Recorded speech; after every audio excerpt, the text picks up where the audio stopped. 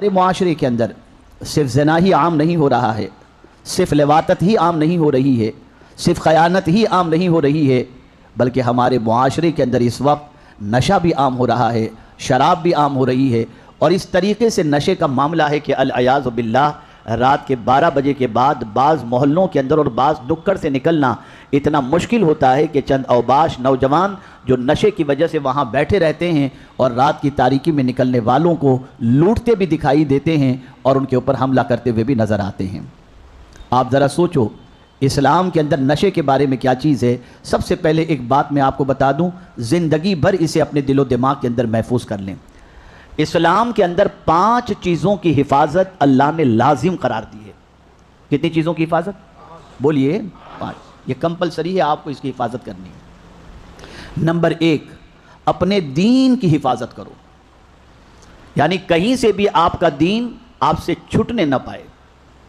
دین کی حفاظت کرنا کتنا ضروری ہے؟ تو قرآن کہتا ہے یا ایھا الذین آمنوا اتقوا اللہ حق تقاتہ ولا تموتن الا وانتم مسلمون۔ اے ایمان والو اللہ سے ڈرو جیسا کہ اس سے ڈرنے کا حق ہے، نہ مرنا مگر اس حال میں کہ تم ایمان کے ساتھ اس دنیا سے جاؤ۔ دین کی حفاظت اپنی زندگی کی آخری سانس تک کرنا یہ ایک مسلمان کی ذمہ داری ہے۔ اسلام نے اس کے لیے کمپلسری قرار دیا ہے۔ دوسری چیز مال کی حفاظت۔ شریعت اسلامیہ کے اندر ایک بندے کے لیے ضروری ہے کہ وہ اپنے مال کی حفاظت کرے، مال ضائع ہونے نہ پائے، مال برباد ہونے نہ پائے۔ اسی لیے قرآن مقدس میں اللہ عز و جل نے ایسا بچہ جو خود کا بچہ ہے، خود کا بیٹا ہے لیکن کم عقل ہے، کاروبار کرنے کی صلاحیت نہیں ہے، بے وقوف ٹائپ کا ہے، قرآن نے اس کو بھی اپنی دولت تجارت کے لیے دینے سے منع فرمایا۔ مال کی حفاظت بہت ضروری ہے۔ میرے پیارے آقا صلی اللہ علیہ وسلم کے پیارے دیوانوں، یہ تو سب جانتے ہیں کہ مال کی حفاظت ضروری ہے۔ لاکر بھی رکھیں گے، بینک میں بھی رکھیں گے، پیسے کو رکھیں گے تو اچھی طریقے سے جہاں ہوگا اسے تالا بھی لگائیں گے، تالے پہ تالا بھی لگائیں گے۔ مال کی حفاظت کا کسی حد تک انسان خیال کرتا ہوا دکھائی دیتا ہے، لیکن اتنی ہی حفاظت کا خیال دین کے سلسلے میں کرتا ہوا نظر نہیں آتا۔ تیسری چیز جان کی حفاظت۔ کہیں سے بھی کوئی ایسی غذا جو آپ کی جان کو ہلاک کر دے، قرآن نے ایسی غذا کے کھانے سے منع فرمایا۔ اسی لیے قرآن کہتا ہے وَلَا تُلْقُوا بِأَيْدِيكُمْ إِلَى التَّهْلُكَةِ، اپنے ہاتھوں سے اپنی جان کو ہلاکت میں نہ ڈالو، یعنی ایسی غذائیں استعمال نہ کرو جس کی وجہ سے تمہاری جان ہلاکت کے اندر پڑ جائے۔ اور اسی کے ساتھ چوتھی چیز جس کی حفاظت اسلام نے ضروری قرار دی وہ ہے عزت۔ اپنی عزت کی حفاظت کرو۔ اسی لیے پروردگار جل جلالہ نے ان عورتوں کو صالحات اور نیک عورتوں میں شمار فرمایا، فالصالحات قانتات حافظات للغیب بما حفظ اللہ۔ وہ نیک عورتیں ہیں جو اپنے شوہر کے ایبسنٹ کے اندر، غیر موجودگی کے اندر اس کی عزت کی حفاظت کرتے ہیں۔ مطلب عورت اس کی عزت ہے، وہ عورت عزت والی ہے، نیک ہے، جو اپنے شوہر کی غیر موجودگی میں اپنی آبرو پر کسی کو ہاتھ ڈالنے نہیں دیتی۔ اور اسی طریقے سے انسان کو کسی ایسی جگہ پر جانا بھی نہیں چاہیے جہاں اس کی عزت چلی جائے، ایسا کوئی کام کرنا بھی نہیں چاہیے جس سے اس کی عزت چلی جائے، ایسی گھٹیا حرکت نہیں کرنی چاہیے جس سے اس کی عزت چلی جائے، اس لیے کہ عزت اللہ عز و جل نے فرمایا وَلِلَّهِ الْعِزَّةُ وَلِرَسُولِهِ وَلِلْمُؤْمِنِينَ، عزت تو اللہ کے لیے ہے، اس کے رسول کے لیے ہے اور مومنین کے لیے ہے۔ مومنین کی عزت، اللہ اکبر، اللہ کے رسول صلی اللہ علیہ وسلم کعبۃ اللہ شریف کو دیکھ کر کعبہ شریف سے خطاب کر رہے ہیں، اے کعبہ تیری عزت بہت بڑی ہے، تیرا مقام بہت بڑا ہے، لیکن اے کعبہ سن لے، اللہ کے نزدیک ایک مومن کی عزت تجھ سے بھی زیادہ ہے۔ اور اسی لیے حدیث مبارکہ میں ہے، اللہ اکبر، اگر کسی مسلمان کی عزت جا رہی ہو اور کوئی دوسرا مسلمان اس کی عزت کو بچانے کی کوشش کرے، اللہ عز و جل اس کے لیے پل صراط پر چلنا آسان کر دے گا۔ اللہ کے رسول صلی اللہ علیہ وسلم نے میدان عرفات میں اعلان کیا کہ آج جس طریقے سے یہ دن حرمت والا ہے، اسی طریقے سے آج ایک مومن پر دوسرے مومن کی جان، مال اور عزت، میں ان تینوں چیزوں کو حرام کرتا ہوں۔ کوئی مومن کسی مومن کے مال پر ہاتھ نہ ڈالے، جان پر ہاتھ نہ ڈالے اور عزت پر ہاتھ نہ ڈالے۔ یہ ہے مومن کی عزت۔ عزت کی حفاظت بہت ضروری ہے، عزت کا خیال کرنا بے پناہ ضروری ہے۔ اس لیے کہ میرے پیارے آقا صلی اللہ تعالی علیہ وسلم کے پیارے دیوانوں، اللہ عز و جل نے اس کی حفاظت کے حوالے سے تاکید فرمائی. اور پانچویں چیز ہے عقل. عقل کی حفاظت. ہر وہ کھانا، ہر وہ پینا جس سے انسان کی عقل چلی جاتی ہو یا انسان کی عقل پر پردہ پڑ جاتا ہو، اسلام نے اس سے روکا ہے، اسلام نے اس سے منع فرمایا ہے. ایسی چیزوں کا استعمال نہ کیا جائے، ایسی چیزوں کو نہ کھایا جائے. شراب اور نشہ کیا ہے؟ انسان کی عقل پر پردہ ڈال دیتا ہے. انسان کی عقل کے اوپر اس طریقے سے نشے کا غلبہ ہوتا ہے کہ انسان یہ تمیز نہیں کر پاتا کہ میرے سامنے کھڑی ہوئی میری بیٹی ہے، بہن ہے، بھائی ہے، باپ ہے یا ماں ہے، وہ نشے کی حالت میں کچھ بھی کرتا ہوا نظر آتا ہے. یہ نشہ ہی ہے جس کی وجہ سے اللہ عز و جل نے قرآن مقدس میں فرمایا یا ایھا الذین آمنوا لا تقربوا الصلاۃ وانتم سکارا، اے ایمان والو نماز کے قریب بھی مت ہونا اگر تم نشے کی حالت میں ہو. تو نشے کی حالت میں نماز نہیں پڑھ سکتے، اس لیے کہ نشے کی حالت میں انسان اگر نماز ادا کر رہا ہے تو کچھ پڑھنے کی جگہ پر کچھ پڑھے گا، ایمان بھی چلا جائے گا. آج میں آپ کو بتانا چاہوں گا کہ میرے پیارے آقا صلی اللہ علیہ وسلم کے پیارے دیوانوں، منشیات کا زہر ہمارے معاشرے کے اندر کس طریقے سے داخل ہو چکا ہے. اور آج ہماری قوم کے 15 17 17 18 سال کے نوجوان ڈرگ سپلائر بن چکے ہیں، ڈرگی بن چکے ہیں، اور انسٹالمنٹ کے اندر ان کی زندگیاں تباہ ہو رہی. کل میں ایک ڈاکٹر کے پاس موجود تھا، انہوں نے ایک شریف باپ کے بیٹے کا ذکر کیا اور انہوں نے ذکر کرتے ہوئے کہا حضرت وہ 5 وقتہ نمازی، اتنا شریف باپ، لیکن آپ کے علاقے میں وہ رہتا ہے، اتفاق سے کچھ دوستوں کی سنگت تھوڑی سی نصیب ہو گئی اسے، اور ان دوستوں کی وجہ سے انہوں نے پتہ نہیں کیا پلا دیا، کس چیز کے اندر ملا کر اب وہ اس کا عادی بن گیا.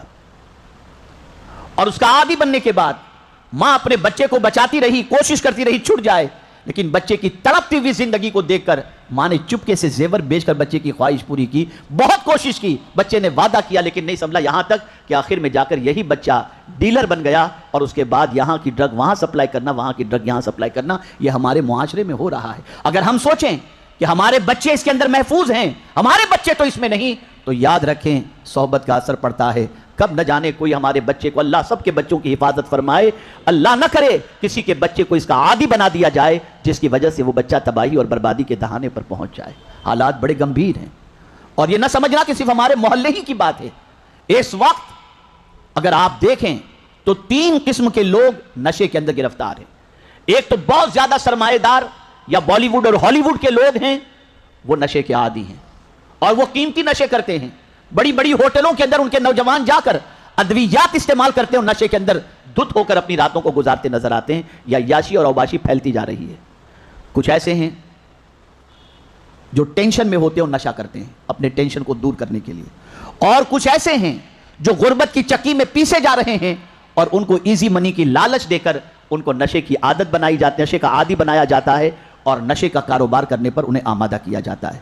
میں سب کے لیے نصیحت پیش کروں گا، سب کے لیے ایک پیغام پیش کروں گا. آج اس موضوع کو لینے کی وجہ سب سے بڑی یہ ہے، ہماری جماعت کے عظیم عالم دین جن کی خدمات کا دائرہ کم و بیش 40 سال تک کا بلکہ 50 سال تک اس شہر پر محیط ہے، جنہوں نے اپنوں پرایوں کی اتنی خدمت کی جس کی کوئی انتہا نہیں، حضور اشرف العلماء علیہ الرحمت والرضوان. میں جانتا ہوں ان کی زندگی کو، الحمدللہ میری زندگی میں اگر صاحب ترتیب یعنی جس کی ایک نماز بھی قضا نہ ہوئی ہو، اگر میں اس کے بارے میں جانتا ہوں تو واحد حضور اشرف العلماء کی ذات ہے جن کی زندگی کی ایک نماز کبھی قضا نہیں ہوئی تھی. وہ صاحب ترتیب تھے جو خود انہوں نے مجھ سے فرمایا تھا. ان کے بیٹے حضرت سید خالد اشرف کے ساتھ کچھ نادان لوگوں نے جو حرکت کی، جسے آپ نے سوشل میڈیا پر دیکھا، کیوں یہ حرکت کرنے والے نشے میں تھے؟ یہ حرکت کرنے والے اتنا بڑا جرم کر چکے جس کی بنیاد پر انہوں نے اپنی دنیا بھی برباد کی اور اپنی آخرت بھی برباد کی. میں ان سے کہوں گا کہ کیوں یہ ساری چیزیں کرتے ہو؟ وہ لوگ جو عیاشی کی زندگی گزارنے کے لیے نشے کا کاروبار کرتے ہیں، وہ مسلمانوں کے بچوں کی دنیا آخرت دونوں برباد کرتے ہیں اور انسٹالمنٹ کے اندر ان کی زندگی کو موت کے دانے پر پہنچاتے ہیں. یاد رکھیں سرکار صلی اللہ علیہ وسلم نے اپنے چہیتے چچا سیدنا امیر حمزہ رضی اللہ تعالی عنہ کے قاتل کے لیے بھی سرکار نے لعنت نہیں فرمائی، لیکن نشہ کرنے والے، نشے کا کاروبار کرنے والے، نشے کا سامان بیچنے والے، نشے کے لیے پیالے فراہم کرنے والے، ان ساروں پر میرے مصطفیٰ نے لعنت فرمائی ہے. اپنے چچا کے بیٹے کے اپنے چچا کے قاتل پر بھی حضور نے لعنت نہیں فرمائی، لیکن منشیات کا یہ کاروبار کرنے والے اور اس کا سپورٹ کرنے والوں پر مدینے کے تاجدار صلی اللہ علیہ وسلم نے لعنت فرمائی. میں ان نوجوانوں سے کہوں گا، یہ کاروبار کرنے والوں سے کہوں گا، مت کرو یہ سب. زندگی کب تک ہے؟ کتنے دنوں تک ہے؟ کب تک جیو گے اور عیش کرو گے؟ ایک دن خدا کی بارگاہ میں حاضر ہونا ہے. سچے دل سے توبہ کر لو، اللہ کی بارگاہ میں معافی مانگ لو، چھوڑ دو. میں ایسے شخص کو جانتا ہوں، تحدیث نعمت کی خاطر کہتا ہوں، انگلینڈ کے اندر ایک نوجوان نشے کا عادی تھا. ہمارے ایک مبلغ کا کام ہی تھا کاؤنسلنگ کرنا اور منشیات کے عادی کو پکڑ کر سمجھانا اور اس کی زندگی کو سنوارنا. اس کو سنوارنے کے لیے اور عادت نکالنے کے لیے وہ اسے لے کر قبرستان جاتا، اسے موت یاد دلاتا، اسے قبر یاد دلاتا. اس طریقے سے وہ نشے کے اندر زندگی گزارنے والا توبہ بھی کر لیتا، اچھا سرکل مل جاتا جس سے وہ سیدھے راستے پر آ جاتا. آپ کو معلوم ہے ایک بچے پر محنت کی گئی، اس بچے نے ڈرگ سپلائی کا کام شروع کر دیا تھا، وہ بند کیا. ڈرگ لینا شروع کیا تھا، ڈرگ لیتا تھا، وہ بھی اس نے بند کر دیا.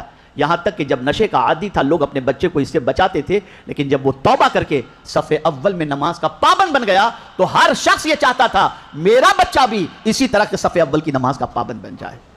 بدلو اپنے معاشرے کو. میں 5 چیزیں علاج کے طور پر بتا دوں جسے میں نے خود ترتیب دیا ہے ایک کتاب کے اندر. میں وہ 5 چیزیں آپ کو بتا دوں.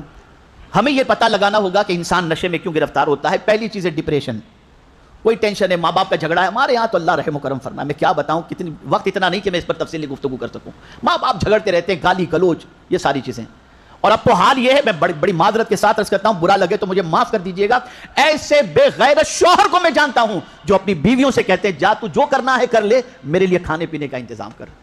اپنی بیوی کو آوارگی کے لیے بیچتے، اس کی کمائی پر اپنی زندگی گزارتے ہیں. ایسے بھی لوگ موجود اور بے غیرت موجود ہیں.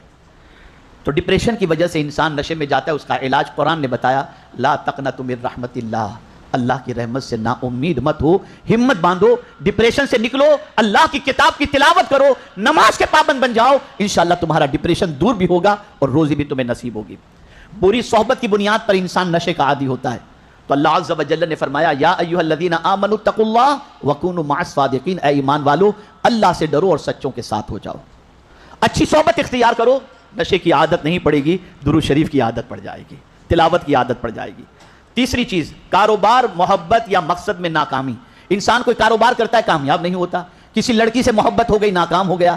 اسکول میں پڑھ رہا تھا، فیل ہو گیا، ڈپریشن کا شکار ہوا اور اس کی وجہ سے اپنا ڈپریشن مٹانے کے لیے وہ نشے کی طرف چلا گیا. تو قرآن اس کا علاج دیتا ہے، وَأُفَوِّضُ أَمْرِي إِلَى اللَّهِ إِنَّ اللَّهَ بَصِيرٌ بِالْعِبَادِ. میں نے اپنا کام میرے رب کے حوالے کر دیا. سونپ دو اپنے کام کو اپنے رب کے حوالے. میرا پروردگار اپنے بندوں کو دیکھنے والا ہے اور اس کے کام کو بنانے والا ہے. چوتھی چیز، ناانصافی. اگر کسی کے ساتھ ناانصافی ہو جاتی ہے تب بھی وہ ڈرگز کی طرف اور نشے کی طرف بڑھتا ہے. تو قرآن مقدس نے اس کا علاج بتایا، ان اللہ یحب المقسطین. کبھی بھی سوسائٹی کے جو ذمہ دار ہوں، گھر کے جو بڑے ہوں، وہ کسی کے ساتھ ناانصافی نہ کریں. اللہ انصاف کرنے والے سے محبت فرماتا ہے. اور 5ویں چیز، شوقیہ. انسان شوق کے ساتھ نشے میں رہ کر کے مست رہنے کے لیے انسان نشے کا عادی بنتا ہے. قرآن مقدس میں اللہ عز و جل نے فرمایا، ان اللہ لا یحب المسرفین. بے شک اللہ فضول خرچ کرنے والے کو پسند نہیں فرماتا، اس سے محبت نہیں فرماتا. مال بھی اللہ کی امانت ہے، جان بھی اللہ کی امانت ہے. اے رسول اعظم صلی اللہ تعالی علیہ وسلم کے دیوانوں، ان ساری چیزوں سے معاشرے کو پاک کرنا اور ان ساری چیزوں سے اپنے معاشرے کو نکالنا یہ ہم سب کی ذمہ داری ہے. ہم سب مل کر کوشش کریں، کونسلنگ کریں، ایسے بچوں کو سنبھالیں، ایسے بچوں کی زندگی کو برباد ہونے سے بچانے کی کوشش کریں. یہ کام اگر ہماری قوم کے نوجوانوں نے اپنے کاندھے پر اٹھا لیا، میں یقین کے ساتھ کہتا ہوں انشاءاللہ العظیم ہمارا معاشرہ مثالی معاشرہ بن جائے گا. اللہ عز و جل رحمت عالم، نور مجسم، فخر آدم و بنی آدم صلی اللہ علیہ وسلم کے صدقہ و طفیل سارے لوگوں کو نشے سے بچنے کی توفیق نصیب فرمائے. اور پروردگار ہمارے معاشرے کو نشے کی لعنت سے پاک فرمائے. اور جو لوگ اس کے کاروبار میں یا اس کے پینے کے اندر گرفتار ہیں، پروردگار انہیں سچی توبہ کی توفیق